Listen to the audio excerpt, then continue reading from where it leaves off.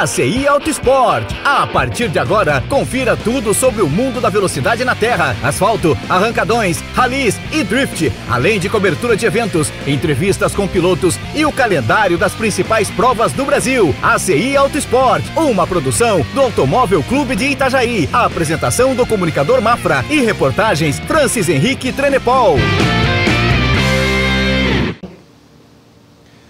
Olá, meu amigo, minha amiga, bem-vindo, bem-vinda a mais um ACI Auto Sport, essa produção do Automóvel Clube de Itajaí que leva você até o mundo das pistas, as velocidades na terra, asfalto, kart, tudo você encontra nas redes do Automóvel Clube de Itajaí e também no programa que vai ao ar pela TVBE de Itajaí e Joinville. Hoje, Francis, vamos falar de Fórmula 1, esse mundo aí do top of master, vamos colocar assim? Isso aí. É o top do top da velocidade, vamos colocar, né?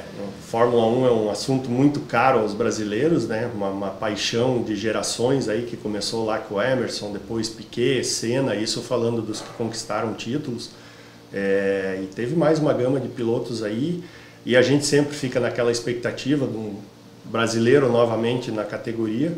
Então o campeonato vai começar agora dia 5 de março no Bahrein. Antes disso, no final de fevereiro, a gente vai ter os testes. E agora, nas últimas semanas, aí as equipes começaram a mostrar os carros e as cores para a temporada 2023. Esse é o segundo ano do novo regulamento da Fórmula 1, então a gente viu 2022 equipes grandes como a Mercedes no início do ano, dá para dizer, perdida, né? Não era mais aquele foguetão que tinha até 2021. Em contrapartida, outras equipes já de cara conseguiram acertar o carro. A Ferrari teve um início fantástico em 2022, mas depois se perdeu completamente e só apanhou o resto da temporada. A Red Bull começou bem. Então todo ano é essa caixinha de surpresas aí. Esse ano tem algumas outras pequenas modificações de regulamento, mas a gente sabe que as equipes estão o tempo inteiro correndo atrás de detalhes. Um detalhe, inclusive, que me chamou a atenção, a gente vai mostrar os carros aí que já foram apresentados durante o programa, mas um detalhe que me chamou a atenção em todos é a quantidade de partes pretas no carro. E por que isso? Fibra de carbono e tinta, ausência de tinta. A gente sabe que na Fórmula 1 qualquer grama faz diferença e as equipes esse ano, até acredito que tenha sido a primeira vez na história que isso aconteceu, eles estão evitando ao máximo pintar as peças. Olha aí, rapaz. Tanto é que a Mercedes, para esse ano, voltou a ser aquela Mercedes negra, não pelo mesmo motivo de anos atrás, que andou 2 temporadas com o carro preto, que era uma ação, inclusive incentivada na época pelo Hamilton, que era aquele movimento Black Lives Matter. E esse ano é em função da tinta mesmo. Eles fizeram um cálculo que não pintando o carro, deixando apenas na fibra de carbono, eles economizariam em torno aí de 3 quilos no peso final do carro. Olha só, rapaz. É interessantíssimo. É interessantíssimo. Como é que vai imaginar um negócio desse, cara? E, como você falou, né? Peso ali são milésimos segundos que fazem a diferença. Sim, sem dúvida. Inclusive a gente vê isso pelo próprio condicionamento dos pilotos, né? A maioria deles tem um porte mais franzino, assim, a gente até brinca que é o físico de jockey, né? Eles são menores, entretanto, muito músculo, muita resistência, eles têm um preparo físico aí que tranquilamente dá para comparar um triatleta pelo trabalho que eles fazem. Só o trabalho de preparação física de pescoço de um piloto de Fórmula 1 é algo assim extraordinário, é um negócio que deixa a gente bobo em assistir como é feito aquilo. Então isso tudo, óbvio que além da resistência física do piloto envolve o peso, né? E eles vão atrás dos detalhes. E até já antecipando um pouco e falando da pré-temporada, a gente sabe que todo ano a história se repete. Chega na pré-temporada, as equipes começam a fazer teste de asa, de pneu, um monte de configuração. E aí sempre tem aquela equipe que habitualmente é mais do final do grid, que daqui a pouco desponta, fica 2, 3 dias ali, marcando as melhores voltas, todo mundo, nossa, esse ano tal equipe vai. Chega na hora H, não vai. É é quase uma brincadeira de gato e rato essa pré-temporada. As equipes maiores, da mesma forma, elas testam tudo que elas precisam testar, mas elas escondem o jogo. Enquanto as pequenas aproveitam até para fazer ação de marketing, tá no topo aí hoje em dia, nos trending topics das redes sociais, com, por exemplo, Williams, McLaren, né, as equipes que não, até falando especificamente dessas duas grandes decepções, porque são equipes tradicionalíssimas na Fórmula 1, e então eles aproveitam essa oportunidade aí dos testes pré-temporada para aparecer. E já mostram tudo que fizeram. Só que daí, né, eles gastam... É complicado isso aí, eles gastam a carta na primeira rodada. Como se fosse um jogo de pôquer, estava perdido. Estava perdido. Olha aí, rapaz, você verá. O mundo da Fórmula 1 é algo incrivelmente caro. Caríssimo. É caro. Então fazer essas jogadas de marketing ajuda para a questão de trazer retorno, né, em patrocínio, enfim. Exato. Né? Mas não significa que vai ser aquele resultado na pista. Não. Isso aí é tradicional, todo ano acontece, né? E a gente vê até durante as provas do ano, existem empresas que fazem a contagem dos minutos que cada equipe apareceu na TV, a exposição das marcas, justamente para dar esse feedback para os patrocinadores, o retorno que eles tiveram em exposição de mídia. Então essa pré-temporada, em alguns casos, representa um bom percentual do ano inteiro. Porque tem carro ali, equipes menores, que durante o ano o cara só aparece se bater no muro, fizer uma barbeiragem aí. Então é o momento de aparecer. Exatamente. Assim. E como é que ficou então para esse ano, meu querido Francis? A gente, no outro programa que nós falamos a respeito dos calendários, eu até tinha comentado que esse ia ser o ano mais longo da história da Fórmula 1, com 24 provas, mas teve aí nas últimas semanas a confirmação de que a prova da China não vai sair por causa das questões de Covid lá e algumas regulações do governo lá que não bateu com o que a Liberty Media, que organiza a Fórmula 1, desejaria. Então eles optaram em cancelar. Então China está fora e automaticamente reduz para 23 etapas esse ano, já que eles não vão substituir essa prova. E aí o campeonato começa a primeira semana de março, dia 5 de março, no Bahrein, sendo que a partir do dia 23 de fevereiro as equipes já começam os testes lá no Bahrein mesmo. Isso é outro detalhe interessante, porque até em função do teto de gastos que a Fórmula 1 impôs às equipes, geralmente esses testes pré-temporada eles eram feitos na Espanha, no circuito da Catalunha, que é um circuito bastante seletivo, retas longas, curvas de raio longo, curvas mais travadas. Então ela era um misto de um pouquinho de tudo que eles enfrentam na temporada. Só que o que estava acontecendo? As equipes iam para a Espanha, faziam esses testes e depois tinham que sair e ir para qualquer outro lugar do planeta para fazer a primeira etapa. E então agora eles estão fazendo dessa forma para limitar também um pouco os custos, né? Deixar ajustar aí, já faz o treino ali mesmo. Faz tudo de uma vez só. Já acaba saindo a primeira prova. Então vamos começar falando um pouquinho das equipes. A Williams, para essa temporada, manteve o Alex Albon, piloto que já vem correndo na Fórmula 1, e trouxe o Logan Sargent, ele que é um piloto americano, vai ser a primeira temporada dele na Fórmula 1, ele fez a estreia dele aqui no Brasil, inclusive, no ano passado, que ele precisava fazer quilometragem para conseguir a superlicença, que é o contrário do que é o nosso automobilismo, por exemplo, aqui no Brasil, que o piloto chega e faz a filiação e já recebe a carteira. A gente sabe que categorias top como Fórmula Indy, Fórmula 1, Fórmula 2, Fórmula 3, o piloto precisa ter uma certa pontuação para ter direito, no caso específico da Fórmula 1, é a única que tem a superlicença. E essa superlicença vem das categorias de base, os resultados que o piloto teve. Cada resultado, campeão, vice-campeão, né, os anos de experiência, tudo vão somando os pontos necessários para que ele possa ter a superlicença. Então o Logan Sargent fez essa quilometragem que faltava para ele aqui no Brasil e foi confirmado como piloto da Williams, ela que mantém o azul oceano, por assim dizer, no carro.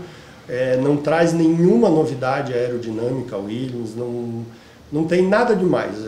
Na real, a única coisa assim é a estreia do Logan Sargent e, infelizmente, falando tecnicamente dos pilotos, tem tudo para ser a última colocada nessa temporada, salvo se acontecer uma daquelas coisas que acontece, sei lá, cada quanto tempo, mas infelizmente a expectativa da Williams, que historicamente foi sempre uma das grandes da Fórmula 1, é ser final de grid esse ano novamente. Que coisa, né, rapaz? A gente vê uma marca, né, tão forte, né, que fez tanta história, de repente, numa situação dessa. A Williams teve, assim, alguns bons momentos de lutar por vitórias e tal. Olha, isso deve ter sido lá na época ainda 2010, 2012, se eu não estou enganado, mas já tem pelo menos aí uns 10 anos... Não consegue acertar o ponto. Não consegue. Inclusive, teve um ano que a equipe trouxe o Felipe Massa, evoluiu bastante com a experiência dele, mas evoluiu bastante do ponto onde eles estavam, mas não o suficiente para poder lutar lá na frente. Destacar realmente. Infelizmente, a equipe do meio para trás. Outra equipe que já apresentou também o carro foi a AlphaTauri. A AlphaTauri é uma marca de roupas que pertence à Red Bull. Então a AlphaTauri antes era a Toro Rosso, sempre continua sendo uma equipe satélite da Red Bull.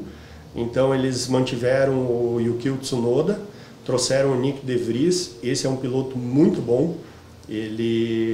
A AlphaTauri não tem ainda condição de lutar por vitória, por mais que já tenha vitória na Fórmula 1, mas foi assim um daqueles... Aqueles momentos, assim. Momentos de acaso, que foi, se eu não estou enganado, em Imola.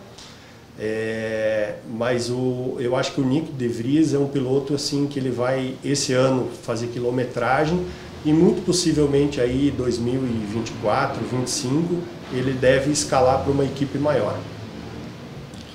Outra equipe que também já apresentou o carro foi a Haas. A Haas é uma equipe americana. A Haas tem muita história, tanto na Fórmula Indy quanto na NASCAR, e eles fizeram, dá para chamar de aventura de ir para a Fórmula 1, porque a Fórmula 1 é um mundo completamente diferente do automobilismo americano. A cultura europeia, falando em termos de automobilismo, e a cultura americana são muito diferentes, pouca coisa ali que bate, e a Haas está apanhando bastante. Eles tiveram alguns bons momentos. Para essa temporada eles dispensaram o Mick Schumacher, filho do Michael Schumacher, que apesar do sobrenome, infelizmente foi uma decepção na Fórmula 1. Ele não conseguiu apresentar nada, teve pouquíssimos momentos bons. A gente recorda dele muito mais pelos momentos ruins, especialmente início da temporada de 2022, que ele destruiu muitos carros. E a gente sabe que início da temporada tem um detalhe que tem que ser ressalvado, que é o seguinte, Mafra. As equipes ainda estão na fase de desenvolver as peças. Então, por exemplo, asa dianteira. A equipe tem 2, 3 modelos, mas eles fazem o mínimo possível daquelas peças para saber qual é a melhor para dali para frente começar a produzir. E o Mick Schumacher começou a bater que nem um alucinado. Já chegava destruindo, já não dava nem tempo de testar a peça. Exatamente, não dava tempo de testar e na fábrica não tinha mais peça à reserva. Teve uma corrida que a Haas foi que, se tivesse batido naquela, o carro ia ter que ser recolhido por falta de peça.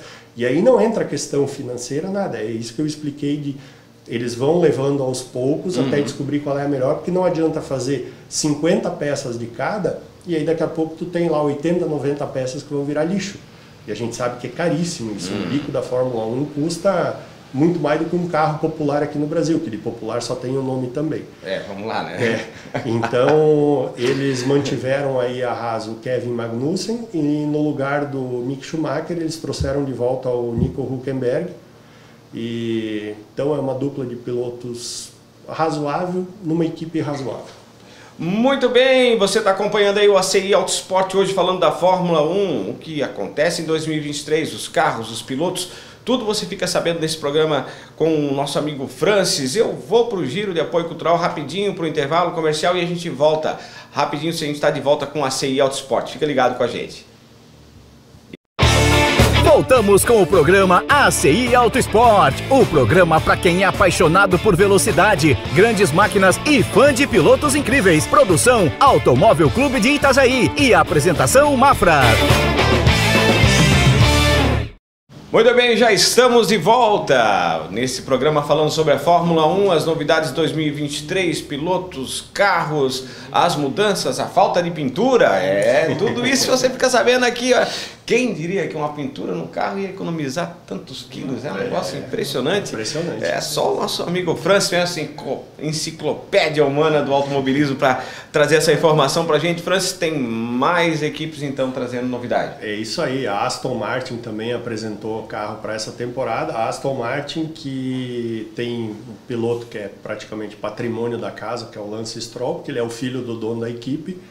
É um piloto mediano em todos os sentidos, não conseguiu alguns bons resultados na Fórmula 1, poucos é verdade, mas ele conseguiu. Mas ele está bem longe de ter aquele talento de olhar para ele e vislumbrar um futuro, até porque ele já tem alguns anos de Fórmula 1. E o piloto, quando ele tem esse talento nato, geralmente ali em questão de 2, 3 temporadas ele já começa a despontar. Já desponta, mesmo estando numa equipe às vezes fraca, um pouquinho mais ruim, mas ele sobressai perante os outros. E não é o caso do Lance Stroll. O grande destaque da equipe esse ano, sem dúvida, é o Fernando Alonso. Ele que saiu da equipe antiga dele, que era a Alpine, uma subsidiária da Renault, continua com o motor Renault, a Alpine, e a equipe tem muita expectativa em cima do Fernando Alonso, toda a experiência que ele tem, bicampeão do mundo, o maior recordista. Nessa última temporada ele tomou para si esse recorde que até então era do Rubinho Barrichello, de quantidade de GPs disputados. Então o Alonso ainda com mais uma temporada pela frente vai passar em muito, é um recorde que sinceramente eu não sei se alguém vai conseguir bater no futuro, porque a gente sabe que hoje os pilotos têm uma carreira um tanto mais curta, e o Alonso aí no alto dos seus 41 anos ainda está mostrando que tem lenha para queimar. Tem lenha para queimar. Da mesma forma, o Rubinho na Stock, o Rubinho é um espetáculo, um exemplo, né, nessa parte, campeão da Stock ano passado, aos 50 e com um físico de fazer inveja, né, em quem tem menos também. Eu que diga. Pois é. Mas são pilotos assim que se cuidam muito, né? E no caso do Fernando Alonso, há uma expectativa muito grande. Ainda bem que ele tem, com todos esses anos de experiência, ele sabe lidar com essa pressão, ele sabe fazer o jogo, resposta ensaboada para jornalista, ele tem toda a manha de fazer isso, porque quando é um piloto mais novo, que tem toda essa pressão, essa expectativa em cima, às vezes espana a rosca. E não é o caso do Alonso, ele vai dar conta dentro da limitação que o carro oferece. A gente sabe que é uma equipe média em todos os sentidos, né? Então não dá para esperar vitórias do Alonso, mas vai ser um show à parte, porque ele é um piloto muito combativo, ele vai para cima, ele bate e roda, e é disso que o povo gosta, né? Vai ser bonito de ver, hein? E lembrando que na Aston Martin, um dos pilotos reservas é o brasileiro Felipe Drugovich. A gente sabe que a chance de fazer pelo menos uma prova aí durante o ano existe, mas é bem reduzida, porque isso basicamente dependeria de um dos pilotos titulares ter aí algum tipo de infelicidade, um acidente ou uma doença. O Hamilton teve uma temporada aí que ele ficou fora porque pegou Covid, então teria que ser alguma coisa assim muito fora da curva para a gente ver o Drugovich. Da mesma forma, o Fittipaldi na Haas também a chance é muito reduzida, é piloto reserva. Ele até teve a oportunidade de fazer uma prova, mas não dá para ter parâmetro nenhum numa situação dessa. Que temos mais aí? Alfa Romeo. A Alfa Romeo é uma equipe que particularmente eu tenho muita simpatia, acho uma equipe bacana. Eles mantiveram o Valtteri Bottas e o chinês, o Zhou, é o nome dele, é um piloto que está lá, ninguém sabe porquê, é tipo uma tartaruga no alto do poste. A gente sabe que alguém botou, mas não chegou lá sozinho. É um piloto, ele não tem assim, se a gente tivesse na cozinha a gente ia dizer que não tem nem sal nem açúcar. É um piloto mediano, nunca fez nada de extraordinário. A gente sabe, na Fórmula 1 é bom sempre deixar claro, não tem piloto ruim. O cara, para chegar lá, ele teve o seu mérito em outras categorias, exato, vamos colocar, mas de repente ali não bateu.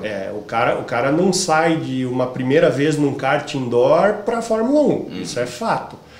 Mas a gente sabe que o nível é tão alto, mas tão alto, que uma metade do grid ali é só para fazer cenário. Fórmula 1 bom tem uns montes, ótimos tem também. A questão é o excepcional.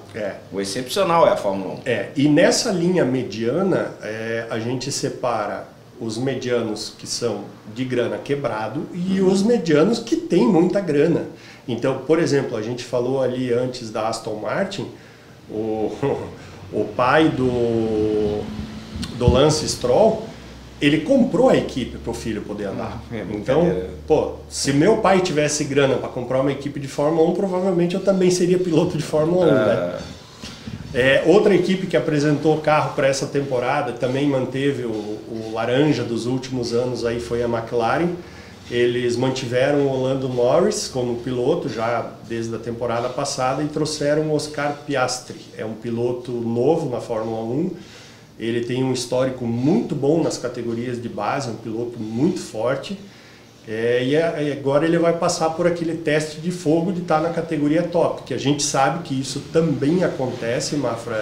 Vários pilotos que vêm das categorias de base, campeão, disputando título, batendo recorde, etc, etc, quando chega na Fórmula 1, por uma série de motivos, pressão, o carro, às vezes é uma carroça e o cara não consegue tirar nada daquele carro, eles simplesmente somem do mapa. Mas a expectativa em cima do Piastri é muito grande e ele deve ser uma pedra no sapato aí do Lando Norris, que é outro piloto com muito talento, piloto jovem, que se tiver a oportunidade aí de estar numa equipe maior e melhor que a McLaren, assim como a gente comentou antes da Williams, apesar da McLaren estar um pouco melhor, e teve até alguns momentos na última temporada que parecia que ia engrenar, mas a McLaren tem muito mais para olhar para trás do que para frente, porque nos últimos anos aí tá triste o negócio pro lado da McLaren. A Alpine, a ex-equipe do Alonso, que agora foi substituído pelo Esteban Ocon, a Alpine é um caso à parte. Ela, como eu disse antes, é do grupo Renault, e automaticamente motor é Renault, e eles optaram essa temporada por dois pilotos franceses, que é o Esteban Ocon e o Pierre Gasly. O Pierre Gasly, ele já chegou a ganhar corrida na Fórmula 1, se eu não estou enganado foi Imola com a AlphaTauri, foi uma situação totalmente inusitada, daquelas que deu zebra. Provavelmente não vai se repetir. Só que o Pierre Gasly, quando ele chegou na Fórmula 1, ele era um daqueles pilotos que parecia que era uma joia prestes a ser lapidada. Ruim ele não é, mas ele não virou um Max Verstappen. Não rendeu. Daquele casulo ali não saiu a borboleta. Não, nunca vai virar borboleta. Vamos lá. E por fim, agora chegamos nas três principais equipes, né? Mercedes-Benz, como eu disse antes no primeiro bloco, ela apresentou o carro totalmente preto, vocês estão vendo aí nas fotos. Eu tenho uma simpatia muito grande por carro de corrida preto, é alguma coisa que bate comigo e eu gosto. A gente viu a imagem esses dias no outro programa do carro do Fittipaldi. Isso, o Lotus. Lindo aquela moto, lindo. Preta, fantástico, fantástico. E teve o Senna também, correu com a Lotus preta, que era outro espetáculo. E a equipe manteve o Hamilton, que é o disparado maior vencedor da Fórmula 1, Eu não gosto, Mafra, só para deixar bem claro isso, eu não gosto de fazer comparação de pilotos de tempos diferentes. Eu acho que não dá para comparar o Fangio com o Senna, não dá para comparar o Senna e o Hamilton. São realidades totalmente diferentes. Inclusive o Hamilton teve a oportunidade de andar uma vez com a McLaren, com a qual o Senna foi campeão, e ele falou, meu Deus, eu não sei como é que o pessoal conseguia andar nisso aqui. Totalmente então, diferente. Se a gente imaginasse fosse possível teletransportar o Hamilton para aquela época, talvez o Hamilton tomasse pau. E da mesma forma, se conseguisse fazer essa mágica de trazer um piloto das antigas para os carros atuais que lembram muito o videogame, até de tanta função que tem de botões, talvez eles também não andassem bem. Então eles mantiveram o Hamilton e o George Russell. Esse sim um piloto que veio e deu cartão de visita, e inclusive a única vitória que a Mercedes teve na temporada 2022 foi dele aqui no Brasil, no Grande Prêmio do Brasil. O Hamilton, ano passado, pela primeira vez na história dele na Fórmula 1, ele passou um ano inteiro sem vencer uma corrida. Isso é outro recorde que ele tem, de conseguir a maior sequência de vitórias em todos os anos, exceto 2022. Então a Mercedes teve um crescimento ao longo da temporada muito grande no ano passado. Eles entraram no campeonato apanhando e depois conseguiram desenvolver o carro, principalmente através da experiência do Hamilton. O Hamilton ano passado teve a paciência de um monge com aquele carro, porque no início do ano era uma carroça e no final do ano terminou como sendo um foguetão. E esse trabalho é basicamente mérito dele, junto com a equipe, mas tudo que ele tem de experiência de pista, que ele pôde extrair, ele passou para a equipe. Vamos ver agora esse ano, de repente, o resultado desse trabalho todo. E até o Mick Schumacher agora, ele é piloto reserva da Mercedes, provavelmente não vai ter chance nenhuma. E eu até entendo que essa vaga foi dada para o Mick Schumacher até como uma retribuição pelo trabalho que o pai dele fez. O pai dele Michael Schumacher, tinha se aposentado da Fórmula 1 pela Ferrari e recebeu o convite para voltar à Fórmula 1 através da Mercedes lá no início do projeto. E é bom destacar que o Schumacher ele fez o início da carreira dele na DTM defendendo a Mercedes. Então ele tem uma ligação muito grande com a montadora. E no dia 29 de novembro de 2009, no Desafio das Estrelas que teve em Floripa, depois que terminou, eu fui para a sala de imprensa e eu estava naquela sala quando perguntaram para o Schumacher se ele voltaria à Fórmula 1 e ele respondeu aquele famoso "Who knows?", quem sabe, e deu um sorrisinho. E naquele sorrisinho ali todo mundo entendeu que ele ia voltar. E pouco tempo depois ele foi confirmado na Fórmula 1, a volta dele na Mercedes nem se compara aos anos de glória, só que a Mercedes só chegou onde chegou pelo trabalho que ele fez desenvolvendo aquele carro. Então eu acho que é uma forma de a Mercedes agradecer ao trabalho do Schumacher essa vaga para o Mick Schumacher. Por fim, vamos falar da Ferrari, que ano passado decepcionou ao longo do ano, iniciou o campeonato muito bem, ganhando prova, liderando o campeonato, e a hora que achou o caminho do buraco só se afundou. Impressionante o que a Ferrari fez ano passado, tanto é que o Mattia Binotto, que era o chefe da equipe, foi dispensado, e eu até acredito que foi uma boa alternativa, porque ele, sem dúvida, ele péssimo como estrategista, ele ajudou a fundar a Ferrari, e a Ferrari mantém o Charles Leclerc e o Carlos Sainz, são dois pilotos muito bons, porém não gênios, então não dá para esperar assim uma Ferrari muito acima de qualquer outra coisa. Eu acho que Ferrari, Mercedes e Red Bull, com vantagem para a Red Bull, vão ser as três que de novo vão dominar o campeonato. Gostaria muito que tivesse uma surpresa, alguma equipe mediana aí, ou do meio do grid que viesse para frente, mas acho muito difícil. E por fim, a Red Bull, que manteve o Sérgio Pérez e o Max Verstappen, vice-campeão do mundo. A Red Bull está tão focada no carro desse ano que eles deram um tomezinho aí na apresentação do carro, Mafra. Eles pegaram o carro do ano passado, meteram o layout desse ano e apresentaram como sendo o carro desse ano, mas não é. É o carro do ano passado. O carro novo não está pronto ainda. Eles têm muita expectativa em cima desse carro novo. E eu acho que esse ano tem tudo para a gente ver uma das melhores temporadas da Fórmula 1 dos últimos tempos.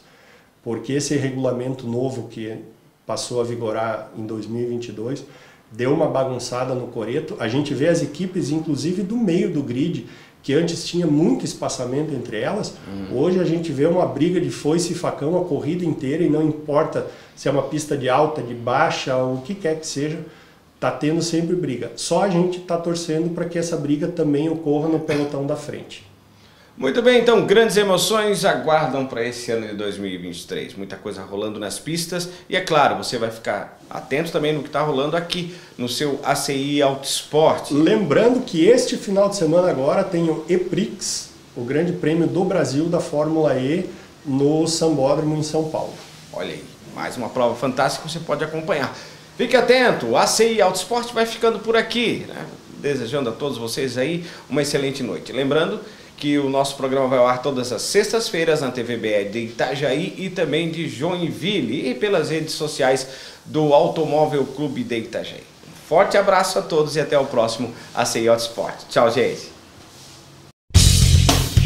Você assistiu o programa ACI Autosport, uma produção do Automóvel Clube de Itajaí, que há 32 anos reúne amizade e apaixonados por automobilismo. A apresentação do comunicador Mafra e reportagens Francis Henrique Trenepol. Fique ligado, na próxima sexta-feira tem mais ACI Autosport.